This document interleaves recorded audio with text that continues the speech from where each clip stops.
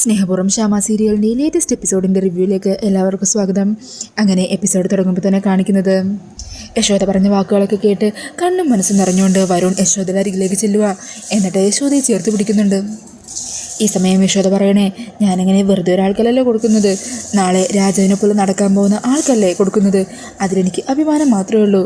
മോനെ, എത്രയും പെട്ടെന്ന് തന്നെ മോളെയും കുട്ടി ഇതുകൊണ്ട് വിറ്റ് ഹോസ്പിറ്റലിലെ പൈസ അടിച്ചിട്ട് അമ്മയും കുട്ടിയും വരാൻ നോക്കുക കേട്ടോ.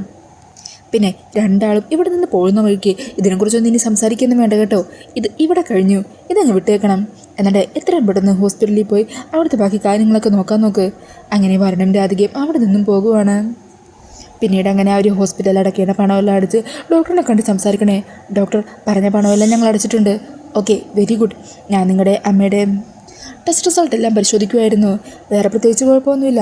മുത്തശ്ശിക്ക് ചെറിയ രീതിയിൽ തൈറോയ്ഡ് കാണുന്നുണ്ട്. എന്താണെങ്കിലും എത്രയും പെട്ടെന്ന് തന്നെ അതിന് മെഡിസിൻസ് സ്റ്റാർട്ട് ചെയ്യണം. കൃത്യമായിട്ട് മെഡിസിൻസ് കഴിച്ചാൽ മതി. അല്ല, മുത്തശ്ശി എങ്ങനെ മെഡിസിനൊക്കെ കഴിക്കാൻ മടിയുള്ള കൂട്ടത്തിലാണോ? കുറച്ച് മടിയുണ്ട് ഡോക്ടറെ. സാരമില്ല, എല്ലാം ഞാൻ കൃത്യമായിട്ട് കൊടുത്തോളാം. അതെന്താണെങ്കിലും നന്നായി. കുട്ടി മുത്തശ്ശിയെ ശ്രദ്ധിക്കുമെന്ന് നല്ലപോലെ അറിയാം. പിന്നെ മറ്റൊരു കാര്യം കൂടി, നിങ്ങളുടെ മുത്തശ്ശി പുറമേ നോക്കിയാൽ ആൾ കുറച്ച് നല്ല മനസ്സിന് കട്ടിയുള്ള ആളാണെന്നൊക്കെ തോന്നും. എന്നാൽ ഉള്ളിൻ്റെ ഉള്ളിൽ ഒരുപാട് സങ്കടങ്ങൾ ഒതുക്കിപ്പിടിച്ച് നടക്കുന്ന ഒരാളായിട്ടാണ് എനിക്ക് മനസ്സിലായത്. ചിലപ്പോൾ നിങ്ങളെക്കുറിച്ചുള്ളതും നിങ്ങളുടെ കുടുംബത്തെക്കുറിച്ചുള്ള ചിന്തകളും അതിനെക്കുറിച്ചുള്ള വിഷമങ്ങളും ഒക്കെ ആയിരിക്കാം ആ മനസ്സിൽ. എന്താണെങ്കിലും അങ്ങനെയുള്ളവരെ പ്രത്യേകം ഒന്ന് ശ്രദ്ധിക്കേണ്ട കാര്യമുണ്ട്. കാരണം അവർ പുറമേ നിന്നല്ല ധൈര്യമൊക്കെ പ്രകടിപ്പിക്കുമെങ്കിലും അവരുടെ ഉള്ളിൽ വളരെ നേർത്തൊരു മനസ്സ് മാത്രമേ ഉണ്ടാകൂ. അങ്ങനെയുള്ള മനസ്സുള്ളവർക്ക് പെട്ടെന്ന് തന്നെ മെൻ്റൽ ഷോക്കുകളും മറ്റും വരാൻ സാധ്യതയുണ്ട്. അങ്ങനെ എങ്ങനെ സംഭവിച്ചു പോയി കഴിഞ്ഞാൽ അത് പിന്നെ വലിയ സീരിയസ് ആയിട്ടുള്ളൊരു കണ്ടീഷനിലേക്ക് പോകും. അതുകൊണ്ട് തൽക്കാലം കുറച്ച് നാളത്തേക്ക് നിങ്ങളുടെ കുടുംബത്തിലെ വഴക്കിൽ നിന്നും മറ്റു കാര്യങ്ങളിൽ നിന്നും നിങ്ങളുടെ മുത്തശ്ശി ഒന്ന് മാറ്റി ഒരു സമാധാനപരമായ അന്തരീക്ഷം ക്രിയേറ്റ് ചെയ്യാനായിട്ട് ശ്രമിക്കണം. അന്നേരം വരുൺ പറയുന്നുണ്ട്, അത് ഞങ്ങൾ ശ്രദ്ധിച്ചോളാം ഡോക്ടർ. ഇപ്പോൾ മുത്തശ്ശി ഞങ്ങളുടെ ഒപ്പമാണ്. ഞങ്ങളുടെ വീട്ടിൽ അങ്ങനെ പ്രശ്നങ്ങളൊന്നും വരാനുള്ള സാധ്യതയൊന്നുമില്ല. ഞങ്ങൾ മുത്തശ്ശിയെ ഡോക്ടർ പറഞ്ഞ പോലെ തന്നെ വളരെ ശ്രദ്ധിച്ച് തന്നെ നോക്കിക്കോളാം. എന്നാൽ ശരി, അങ്ങനെയാണെങ്കിൽ നമുക്ക് ഇന്ന് തന്നെ ഡിസ്ചാർജ് ചെയ്ത് തരാം. വീട്ടിൽ പോയി വേണ്ട രീതിയിൽ റെസ്റ്റ് എടുക്കുകയും മരുന്ന് കണ്ടിന്യൂ ചെയ്യുകയും ചെയ്താൽ മതി. ഓക്കെ ഡോക്ടർ, എന്നാൽ പിന്നെ അങ്ങനെ തന്നെ ആവട്ടെ. അങ്ങനെ വരുൺ രാധികയും അവിടെ നിന്നും പോകുവാണ്. പിന്നീട് കാണിക്കുന്നത് പ്രിയങ്കേനെയും മുത്തശ്ശീനെയുമാണ് കേട്ടോ. അവിടെ ആ മാനേജറും കൺട്രോളറും ചേർന്നിരുന്ന് അവിടെ പടത്തിൻ്റെ റിലീസ് ഓണത്തിൻ്റെ അന്ന് മാറ്റി മറ്റേതെങ്കിലും ദിവസത്തേക്ക് മാറ്റാൻ പറ്റുമോ എന്ന് പ്രിയങ്കയോടും സുകുമാരിയോടും ചോദിച്ചുകൊണ്ടിരിക്കണേ. ഈ സമയം സുകുമാരി ചോദിക്കണേ, അതെന്തിനാ നമ്മുടെ പടത്തിൻ്റെ റിലീസ് മാറ്റി വെക്കുന്നത്? പടം സൂപ്പർ ഹിറ്റ് ആകുമെന്ന് നിങ്ങൾ പറഞ്ഞതല്ലേ? നല്ല പടമല്ലേ? അതൊക്കെ ശരിയാ മാഡം. എന്നാലും ഓണത്തിന് കുറേ ബിഗ് സ്റ്റാറുകളുടെ സിനിമകളൊക്കെ ഇറങ്ങുമല്ലേ? അതിൻ്റെ ഒപ്പം ഒരു ക്ലാഷ് റിലീസ് വെക്കുക എന്ന് പറഞ്ഞാൽ, ഒന്നാമത്തേത് നമ്മുടെ പുതുമുഖ നടന്മാരുടെ സിനിമയല്ലേ. അത് പിന്നെ ഈ വലിയ വലിയ സ്റ്റാർസിൻ്റെ പടത്തിൻ്റെ ഒപ്പം വെച്ച് ക്ലാഷായിട്ട് അത് നമ്മുടെ സിനിമയുടെ കളക്ഷനെ ബാധിക്കരുതല്ലോ. അതുകൊണ്ടാണ് ഞാൻ പറഞ്ഞത്. ഈ സമയം പ്രിയങ്ക പറയണേ, പുതുമുഖങ്ങൾ അഭിനയിക്കുന്നെങ്കിൽ തന്നെ എന്താ കുഴപ്പം? സിനിമ നല്ലതാണ്, അതിൻ്റെ സ്റ്റോറി നല്ലതാണെങ്കിൽ പടം ഹിറ്റാവില്ലേ? അതിൽ നിങ്ങൾക്ക് സംശയമൊന്നുമില്ലല്ലോ? അതിൽ ഞങ്ങൾക്ക് സംശയമില്ല. നമ്മുടെ പടത്തിൻ്റെ സ്റ്റോറി നല്ലതല്ലേ? അതൊക്കെ ശരിയാ മാഡം. അന്നേരം മുത്തശ്ശേഖനെ, പിന്നെന്താ പ്രശ്നം? നമ്മൾ ഓണത്തിന് തന്നെ നമ്മുടെ പടം റിലീസ് ചെയ്യുന്നു. ഈ നാട്ടിൽ ഉള്ള മുഴുവൻ തിയേറ്ററിലും ഓണത്തിന് തിയേറ്ററുകളിലും ഈ നാട്ടിലെ പോസ്റ്ററുകളിലും എല്ലാം നിറഞ്ഞു നിൽക്കേണ്ടത് എൻ്റെ പ്രിയങ്കമോളുടെ പടവും ഞങ്ങളുടെ സിനിമയുമായിരിക്കണം. പറയുന്നത് മനസ്സിലാവുന്നുണ്ടല്ലോ? അതിനുവേണ്ട കാര്യങ്ങളൊക്കെ എത്രയും പെട്ടെന്ന് തന്നെ ചെയ്യണം. ശരി മാഡം, അങ്ങനെയാണെങ്കിൽ സിനിമയുടെ പ്രൊമോഷനും മറ്റു കാര്യങ്ങളും ഒക്കെ ചെയ്യണ്ടേ? നല്ല രീതിയിൽ തന്നെ പ്രൊമോഷൻ നടത്തണം. എന്നാലേ ഈ ഓണക്കാലത്ത് പിടിച്ച് നിൽക്കാൻ പറ്റുള്ളൂ. അതിനുള്ള മൂവിങ് ഫണ്ടും മറ്റും. അന്നേരം മുത്തശ്വരനെ, എന്തു പറഞ്ഞാലും ഇയാൾ അവസാനം ഫണ്ടിലേ വന്ന് നിർത്തുള്ളൂ. ഈ സിനിമ ചെയ്യാൻ തുടങ്ങിയപ്പോൾ തൊട്ട് ആവശ്യമുള്ള ഫണ്ടെല്ലാം തന്നുകൊണ്ടിരിക്കുകയല്ലേ. ഒരു 10 സിനിമ ചെയ്യാനുള്ള ഫണ്ട് ഇതിനോടങ്ങ് തന്നു കഴിഞ്ഞു. എന്നിട്ടിപ്പോഴും ഫണ്ടെന്ന് പറഞ്ഞ് നടക്കുക. മുത്തശ്ശി ഒന്നും മിണ്ടാതിരുന്നേ. അതെ, നിങ്ങൾ മുത്തശ്ശി അറിഞ്ഞൊന്നും കാര്യമാക്കാൻ നിൽക്കണ്ട. എന്താ വേണ്ടതെന്ന് വെച്ചാൽ ചെയ്തോ. പണമല്ല ഞങ്ങൾ തന്നോളാം. പടം ഹിറ്റാകാൻ വേണ്ട എല്ലാ കാര്യങ്ങളും ചെയ്യണം. പ്രൊമോഷൻസിനൊന്നും ഒരു കുറവും വരുത്തണ്ട. ശരി മാഡം, എന്നാൽ ഞങ്ങൾ ഇറങ്ങട്ടെ. നിങ്ങൾ ചെല്ല്, ആവശ്യമുള്ള പണം ഞാൻ അയച്ചു തന്നോളാം എന്ന് സുകുമാരിയും പറയുവാണ്. ഈ സമയം മുത്തശ്ശി ചോദിക്കുന്നുണ്ട്, അല്ല മോളെ, അവന്മാർ പറഞ്ഞതുപോലെ നമ്മുടെ പടത്തിന് എന്തെങ്കിലും തട്ടിലോ മുട്ടലോ പറ്റുമോ? ഈ സമയം പ്രിയങ്ക പറയണേ, മുത്തശ്ശി, ഇന്നത്തെ കാലത്ത് പുതുമുഖങ്ങൾ അഭിനയിച്ച കുറേ സിനിമ ഇതുപോലെ വലിയ വലിയ സ്റ്റാർസിൻ്റെ പടത്തിൻ്റെ ഒപ്പം തന്നെ റിലീസാവുന്നുണ്ട്. പടം നല്ലതാണെങ്കിൽ എന്തൊക്കെ തന്നെ വന്നാലും നമ്മുടെ പടം ഹിറ്റായിരിക്കും. നമുക്ക് നമ്മുടെ പടത്തിൽ നല്ല കോൺഫിഡൻസ് ഉണ്ടല്ലോ. അതെന്താണെങ്കിലും ഹിറ്റാകും മുത്തശ്ശി. പിന്നെ നാട് മുഴുവൻ അറിയപ്പെടാൻ പോകുന്നത് നമ്മളും നമ്മുടെ പടത്തിൻ്റെയും പേരിലായിരിക്കും. അതേ മോളെ, ഇനി അങ്ങോട്ട് നമ്മുടെ സമയം തന്നെയാണ് എന്നും പറഞ്ഞ് സന്തോഷത്തോടെ നിൽക്കുവാണ്ടോ മുത്തശ്ശി. പിന്നീട് കാണിക്കുന്നത് ജയഭാരതി അമ്മേനെ ഹോസ്പിറ്റലിൽ നിന്നും ഡിസ്ചാർജ് ആറ്റുവാശ്ശേരിയിൽ എത്തിച്ചിരിക്കുവാണ്. അങ്ങനെ മുത്തശ്ശിയാണെങ്കിൽ റൂമിലിരിക്കുമായിരിക്കും. രാധികയും യശോദയ്ക്ക് മുത്തശ്ശിയുടെ അരികിൽ തന്നെ ഉണ്ടാവും. ഈ സമയം യശോദ പറയുന്നുണ്ട്, എന്നാലും അമ്മേ എന്ത് പണിയായി കാണിച്ചത്? അവരിതുപോലെ പല ക്രൂരതകളും ചെയ്യാറില്ലേ?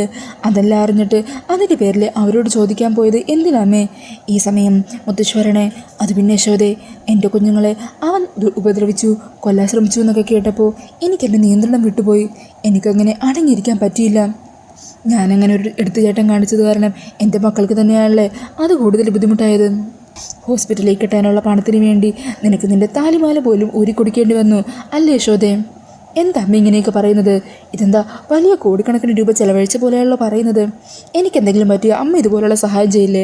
അതുപോലെ ഇപ്പോൾ അമ്മയ്ക്ക് ഒരു കാര്യത്തെ ആവശ്യം വന്നപ്പോൾ ഞാൻ എന്നെക്കൊണ്ട് പറ്റുന്ന രീതിയിലൊരു ചെറിയ സഹായം ചെയ്തു. ഇത് നമ്മൾ തമ്മിലിങ്ങനെ അതിനെക്കുറിച്ച് പറയേണ്ടേ?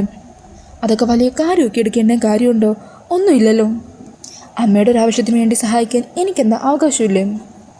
ഉണ്ട് മോളെ, നിന്നെപ്പോലെ നല്ല മനസ്സുള്ളവർക്ക് ഇത്തരത്തിലൊരു കാര്യം ചെയ്യാനായിട്ട് പറ്റുള്ളൂ. ഈ സമയം രാധിക പറയുന്നുണ്ട്, മുത്തശ്ശി ദേ കുറച്ച് മരുന്നൊക്കെ കഴിക്കാനുണ്ട്. കൃത്യമായിട്ട് നല്ല അനുസരണമുള്ള കുട്ടിയായിട്ട് ഞാൻ പറയുന്നതെല്ലാം അനുസരിച്ച് കറക്റ്റ് സമയത്ത് മരുന്നൊക്കെ കഴിച്ചോളണം.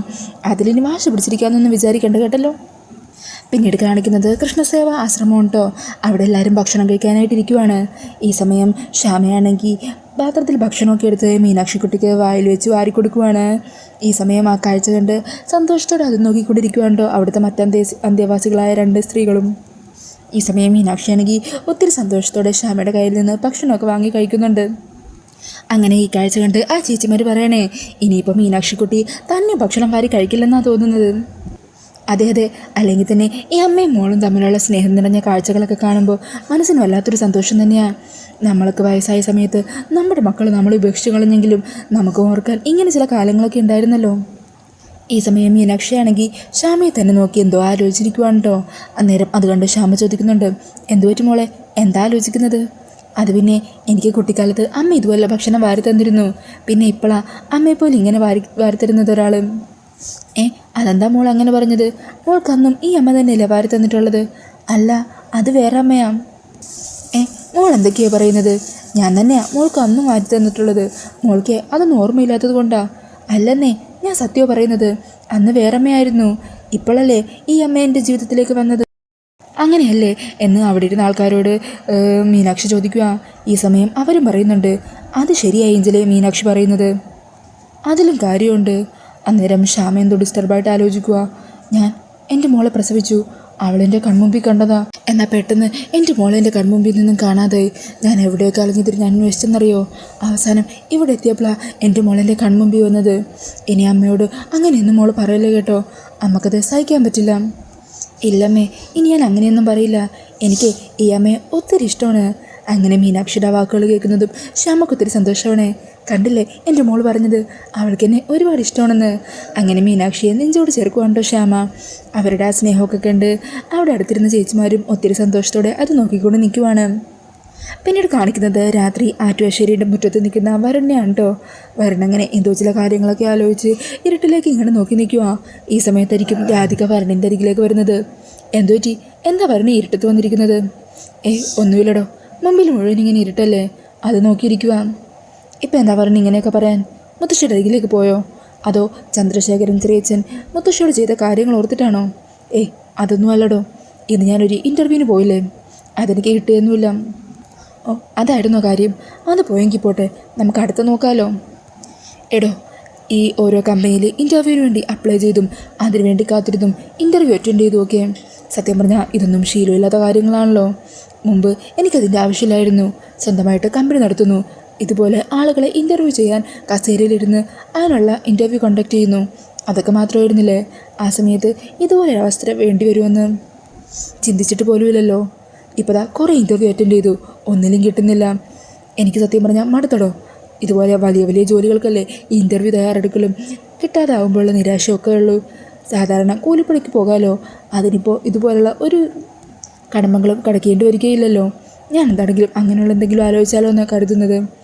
ഈ സമയം രാധിക പറയണേ, ഇതുപോലെ മുമ്പിൽ പെട്ടെന്നൊരു മാർഗ്ഗമില്ലാതെ സ്റ്റക്കായി നിൽക്കുമ്പോൾ എല്ലാവരും പറയുന്നൊരു ഡയലോഗ് തന്നെയാണ് ഇത്, വല്ല കൂലിപ്പണിക്കും പോകാമെന്ന്. ആ ജോലിക്ക് ഒരു കുറവുമില്ല. എത്രയോ പേര് നല്ല രീതിയിൽ കുടുംബം പുലർത്തുന്നത് ആ ജോലി ചെയ്തിട്ട് തന്നെയാണ്. പക്ഷേ വരുൺ അത് ശീലമില്ലാത്ത ജോലിയാണ്. അത് ചെയ്യാനും ശീലിക്കാനും ഒക്കെ ആയിട്ട് വരുൺ ഒരുപാട് കഷ്ടപ്പെടേണ്ടി വരും. അതുകൊണ്ട് തൽക്കാലം കുറച്ച് കാത്തിരുന്നിട്ടാണെങ്കിലും വരുൺ ശീലിച്ച് ജോലി തന്നെ വരുൺ ചെയ്താൽ മതി കേട്ടോ.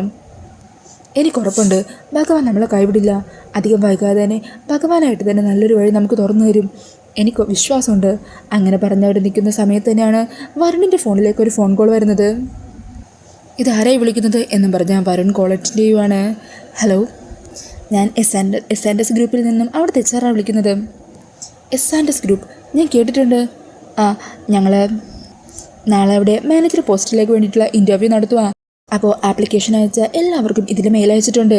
അവരെല്ലാവരെയും ഒന്നുകൂടി വിളിച്ച് ഇൻഫോം ചെയ്യാമായിരുന്നു ഞാൻ. ഇയാളെ ഞാൻ പലതവണ വിളിച്ചു, ഒരു 4-5 പ്രാവശ്യം വിളിച്ചിട്ടുണ്ടായിരുന്നു. അപ്പോൾ കോൾ എടുത്തില്ല. അതായിപ്പോൾ വീണ്ടും വിളിച്ചത്.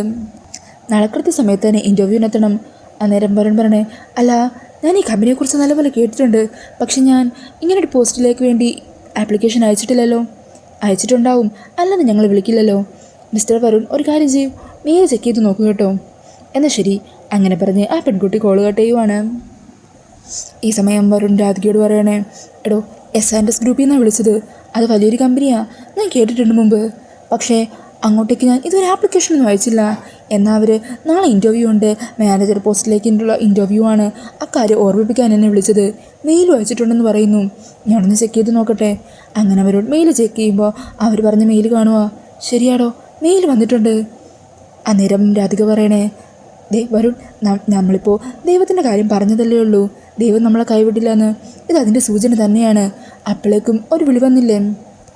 എടോ രാധികെ, പക്ഷെ ഞാൻ ഈ കമ്പനിയിലേക്ക് ആപ്ലിക്കേഷൻ അയച്ചിട്ടില്ലെന്നേ. വരുൺ, നമ്മൾ കുറേ കമ്പനിയിലേക്ക് ഒരുമിച്ചിരുന്നല്ലേ ആപ്ലിക്കേഷനൊക്കെ അയച്ചത്. വരണപ്പോൾ ശ്രദ്ധിക്കാത്തതാവും. ഇല്ലടോ, ആപ്ലിക്കേഷൻ അയച്ച എല്ലാ കമ്പനിയുടെ പേരും എനിക്ക് ഓർമ്മയുണ്ട്. ഇത് പക്ഷെ ഞാൻ വരുൺ, അത് വരുൺ മറന്നു പോയത് തന്നെയായിരിക്കും. ഇത് ഭഗവാനായിട്ട് നമുക്ക് കാണിച്ചു തന്ന വഴി തന്നെയാണ്. എനിക്കുറപ്പുണ്ട് വരുൺ ഈ ഇൻ്റർവ്യൂവിൽ പാസ്സാകും. ഈ ജോലി എന്താണെങ്കിലും വരുണിന് തന്നെ കിട്ടും. ചിലപ്പോൾ തൻ്റെ ഭഗവാൻ ആയിട്ട് കാണിച്ചു തന്ന വഴിയായിരിക്കും താൻ പറഞ്ഞതുപോലെ. എന്താണെങ്കിലും നാളെ അപ്പോൾ പോകാമല്ലേ. പിന്നെ അല്ലാതെ അതിന് സംശയമൊന്നും വേണ്ട കേട്ടോ. ധൈര്യമായിട്ട് പൊക്കോ, ഇത്തവണ എല്ലാം നന്നായിട്ട് തന്നെ നടക്കും. അങ്ങനെ പറഞ്ഞ് രാധിക അകത്തേക്ക് കയറി പോകുവാണ്. അന്നേരം വരുണിന് സന്തോഷമാകണേ. പാവം, ഞാൻ തളർന്നു പോകാതിരിക്കാൻ അയാൾ ഒത്തിരി പാടുപെടുന്നുണ്ട് എന്ന് പറഞ്ഞ് രാധികയെ തന്നെ സന്തോഷത്തോടെ നോക്കി നിൽക്കുവാണ് വരുൺ. പിന്നീട് കാണിക്കുന്നത് മുത്തശ്ശീനെയും പ്രിയങ്കനെയും കാണാൻ വന്നിരിക്കുന്ന പ്രൊഡക്ഷൻ കൺട്രോളറേയും മാനേജറേയുമാണ് കേട്ടോ. അങ്ങനെ അവർ മൂവിയുടെ പ്രിവ്യൂവിന് വേണ്ടി വിളിക്കേണ്ട ഡയറക്ടേഴ്സിൻ്റെ ലിസ്റ്റൊക്കെ എഴുതിക്കൊണ്ടിരിക്കുവാണ്. ഈ സമയം മുത്തശ്ശി പറയുന്നുണ്ട്, ഷെടാ ഇങ്ങനെ എല്ലാ അമ്മമാരെയും ഇങ്ങനെ വിളിച്ച് ഫ്രീ ആയിട്ട് സിനിമ കാണിച്ചാലോ? അപ്പോൾ നമ്മൾ പൈസ മുടക്കി ഈ സിനിമ എടുത്തിട്ട് എന്താ കാര്യം? ഇത് കാണാനായിട്ട് ആരെങ്കിലും വേണ്ടേ? അന്നേരം കൺട്രോളർ പറയണേ, എൻ്റെ മാഡം, നമ്മൾ ഇതുപോലെ പ്രിവ്യൂ ഒക്കെ നടത്തി കഴിഞ്ഞാലേ ആൾക്കാർക്ക് നമ്മുടെ സിനിമയെക്കുറിച്ചുള്ള നല്ല റിവ്യൂ എത്തുള്ളൂ. അത് നമ്മുടെ സിനിമയ്ക്ക് തന്നെയായിരിക്കും ഗുണം ചെയ്യാൻ പോകുന്നത്. മുത്തശ്ശി, അതിൻ്റെ രീതികളൊക്കെ അങ്ങനെയാണ്. അതേപോലെ തന്നെ നടക്കട്ടെ. അല്ല മാഡം, നമുക്ക് സെലിബ്രിറ്റീസിനെ ആരെങ്കിലും വിളിക്കണോ സിനിമ കാണാനായിട്ട്? അതേക്കുന്നത് മുത്തശ്ശി പറഞ്ഞേ, സെലിബ്രിറ്റീസോ എന്തിന്? അവരാരെയും വിളിക്കേണ്ട കാര്യമില്ല. അവിടെ എൻ്റെ പ്രിയങ്കമോൾ വരുന്നുണ്ടല്ലോ, അവൾ തന്നെയല്ലേ നാളത്തെ ഏറ്റവും വലിയ സെലിബ്രിറ്റി. അപ്പോൾ അവളെ കാണാൻ അവിടെ വരുന്ന ആൾക്കാരൊക്കെ നിൽക്കേണ്ടത്. അല്ലാതെ അവിടേക്കും വേറെ ഒറ്റൊരെണ്ണത്തിന് അടുപ്പിച്ച് പോകരുത്, മനസ്സിലായല്ലോ? പിന്നെ ഈ സുകുമാരി വിളിച്ചാൽ തമിഴിൽ നിന്നും അല്ലേ വലിയ വലിയ സൂപ്പർ സ്റ്റാർസൊക്കെ വരും. തമിഴിൽ നിന്നോ? അവിടെ നിന്ന് ആരാ മാഡം വിളിച്ചാൽ വരുന്നത്? വേറെ ആര്? രജനീകാന്തിനെയൊക്കെ വിളിച്ചാൽ വരില്ലേ? അങ്ങനെയൊക്കെ പറഞ്ഞ് മുത്തശ്ശി വലിയ തള്ളു തന്നെയാണോ അവിടെ ഇരുന്ന് തള്ളുന്നത്. അത് കേട്ടാൽ മാനേജർക്കും കൺട്രോളറിനും വരെ ചിരിയടക്കാൻ പറ്റുന്നില്ല കേട്ടോ. എന്നാൽ ശരി മാഡം, ഞങ്ങളെന്ന് ഇറങ്ങുവാണ് എന്നും പറഞ്ഞ് അവരവിടെ നിന്ന് ഇറങ്ങുവാണ്. അന്നേരം പ്രിയങ്കയും മുത്തശ്ശി സന്തോഷിച്ചുകൊണ്ട് നിൽക്കുക. മോളെ, അങ്ങനെ നമ്മൾ വിചാരിച്ചതുപോലെ തന്നെ അവസാനം കാത്തിരിപ്പിനൊക്കെ ഒടുവിൽ നമ്മുടെ സിനിമ റിലീസ് ചെയ്യാൻ പോകുവാണ്. ഈ നാട്ടുകാർ മുഴുവൻ കാണാൻ പോകുവാണ്. ഇനി അങ്ങോട്ട് നിൻ്റെ പേരും ഫോട്ടോയും ഒക്കെ ആയിരിക്കും ഈ നാട്ടിൽ മുഴുവൻ നിറയാൻ പോകുന്നത്. അങ്ങനെയൊക്കെ പറഞ്ഞ് സ്വപ്നങ്ങൾ നെയ്ത് കൂട്ടുവാണ്ടോ പ്രിയങ്കയും മുത്തശ്ശിയും കൂടി. അപ്പോൾ ആ ഒരു സീനൊക്കെ കാണിച്ചുകൊണ്ടാണ് എപ്പിസോഡ് തീരുന്നത്. പിന്നീട് നാളത്തെ എപ്പിസോഡിൻ്റെ പ്രൊമോയിൽ കാണിക്കുന്നത് അതിരാവിലെ തന്നെ രാധിക എഴുന്നേറ്റ് പൂജാമുറി കയറി ഭഗവാന് മുമ്പിൽ പ്രാർത്ഥിച്ചുകൊണ്ട് നിൽക്കണേ. ഭഗവാനെ, ഇന്നാണ് വരുണിൻ്റെ ഇൻ്റർവ്യൂ. നല്ല രീതിയിൽ തന്നെ ആ ഇൻ്റർവ്യൂ അറ്റൻഡ് ചെയ്യാൻ വരുണിന് പറ്റണേ. ഈ ജോലി വരുണിന് തന്നെ കിട്ടണേ എന്നൊക്കെ പറഞ്ഞ് രാധിക ഭഗവാനോട് പ്രാർത്ഥിച്ചുകൊണ്ടിരിക്കുവാണ്. അങ്ങനെ പ്രാർത്ഥനയോടുകൂടി തന്നെ വരുണ് രാധിക ഇൻ്റർവ്യൂവിന് വേണ്ടി അവിടെ നിന്ന് യാത്ര അയക്കുന്നുണ്ട്. അങ്ങനെ വരുണാണെങ്കിൽ സ്കൂട്ടിയിൽ ഇൻ്റർവ്യൂ അറ്റൻഡ് ചെയ്യാനായിട്ട് പൊയ്ക്കൊണ്ടിരിക്കുമായിരിക്കും. ഈ സമയം വരുൺ പോകുന്ന അതേ വഴിയിൽ ഒരു ജീപ്പ് വരുവാണ്. ആ ജീപ്പിൽ കുറേ പെണ്ണുങ്ങളൊക്കെ ഇരുന്ന് ബിയർ കുടിച്ചുകൊണ്ടും അങ്ങനെ ഉച്ചത്തിൽ സംസാരിച്ച് ഹൈ സ്പീഡിൽ തന്നെ പോകുവാണ് കേട്ടോ. ഈ സമയം വരുണിൻ്റെ വണ്ടീനെ ആ ജീപ്പ് ഇടിക്കാൻ വിടുന്നതും വരുൺ എവിടെ നോക്കിയാണ് വണ്ടി ഓടിക്കുന്നതെന്നൊക്കെ ദേഷ്യത്തിൽ ചോദിക്കുന്നുണ്ട്. എന്നാൽ അതൊന്നും കേട്ടിട്ടും അവർ വണ്ടി നിർത്താതെ പറപ്പിച്ച് തന്നെ വിടുവാണ്. ഈ സമയം ഒരു സ്കൂൾ കുട്ടി അവിടെ റോഡ് ക്രോസ് ചെയ്യുന്നുണ്ടാവും. അങ്ങനെ ആ ജീപ്പ് വന്ന് ആ സ്കൂൾ കുട്ടിയെ ഇടിക്കുകയും ആളുകളെല്ലാം ഓടിക്കൂടി വലിയ വഴക്കും പ്രശ്നമൊക്കെ ആകുകയും ചെയ്യുന്നുണ്ട്. ഈ സമയത്തായിരിക്കും വരുൺ സ്കൂട്ടറിൽ അവിടെ എത്തുന്നത്. അന്നേരം അവിടെ ജീപ്പ് ഓടിച്ച ആ ഒരു പെണ്ണുണ്ടല്ലോ, ആ പെൺകുട്ടി അഹങ്കാരത്തോടു കൂടി തന്നെ ജീപ്പിൽ നിന്നും ചാടി പുറത്തേക്ക് ഇറങ്ങുന്ന ഒരു സീനും പ്രമോയിൽ കാണിക്കുന്നുണ്ട്. അപ്പോൾ ആരാണ് ഈ പുതിയ അവതാരം? ഈ പുതിയതായിട്ട് വന്ന പെണ്ണ് സാറയുടെ ഏറ്റവും അടുത്ത ബന്ധു തന്നെയാണ്. ഇതിനു മുമ്പ് ലൊക്കേഷനിൽ പിക്കിൽ സാറയും അതുപോലെ വീൽ ചെയറിലിരിക്കുന്ന സ്ത്രീയും ആ സ്ത്രീക്കൊപ്പം ഈ പെൺകുട്ടി നിൽക്കുന്ന ലൊക്കേഷൻ ചിത്രങ്ങളൊക്കെ ഇതിനും ഇൻസ്റ്റയിൽ വന്നിട്ടുള്ളതാണ്. അപ്പോൾ എന്താണെങ്കിലും സാറയുടെ സ്റ്റോറിയും അതിൻ്റെ പ്രതികാരവും ഒക്കെയാണ് ഇനിയിപ്പോൾ വരാനായിട്ടിരിക്കുന്നത്. വരുൺ ജോലി ചെയ്യാൻ പോകുന്ന ഈ കമ്പനിയും സാറയുടെ തന്നെ ആവാനാണ് സാധ്യത. എന്താണെങ്കിലും നമുക്ക് വരാനിരിക്കുന്ന എപ്പിസോഡുകൾക്കായിട്ട് തന്നെ കാത്തിരിക്കാം. ഈ ഒരു റിവ്യൂ ഇഷ്ടമായിട്ടുണ്ടെങ്കിൽ മറക്കാതെ വീഡിയോ ഒന്ന് ലൈക്ക് ചെയ്യണേ. ഇതുപോലുള്ള കൂടുതൽ റിവ്യൂസിനായിട്ട് ഈ ചാനൽ ഒന്ന് സബ്സ്ക്രൈബ് ചെയ്തും കൂടി സപ്പോർട്ട് ചെയ്യണേ. താങ്ക്